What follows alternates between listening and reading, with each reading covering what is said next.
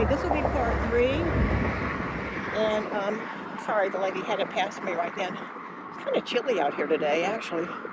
Anyway, what was I saying?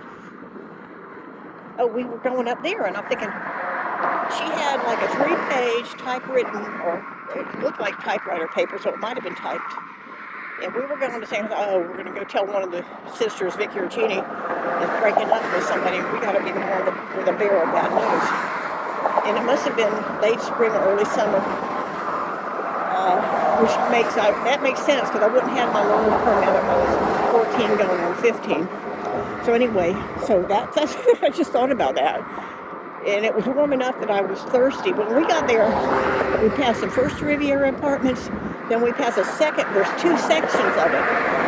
And at that time, it was a white buildings with wrought iron going up the stairs.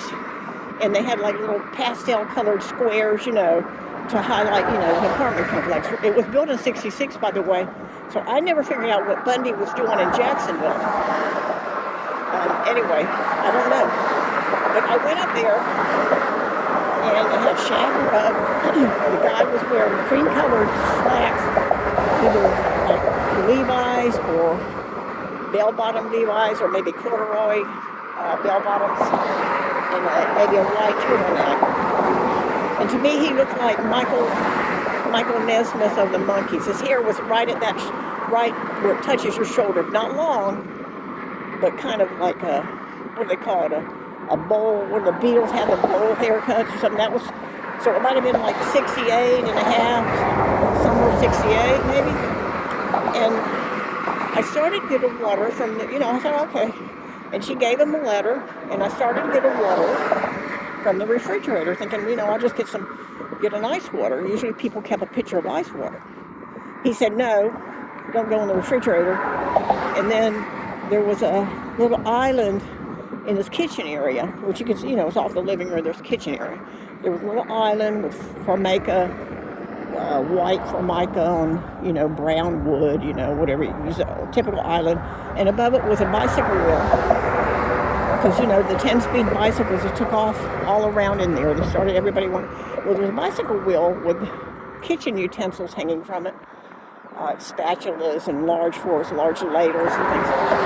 I've never seen it. There wasn't a thing. It was not, that I know of, a thing.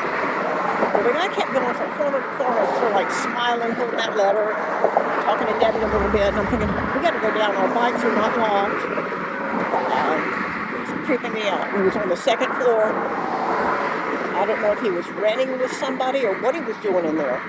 I suspect that might have been him again. That's why there's more to the story than just the ride. Debbie's home had trimline, princess phone, what do you call them? What do you call those? Princess phones.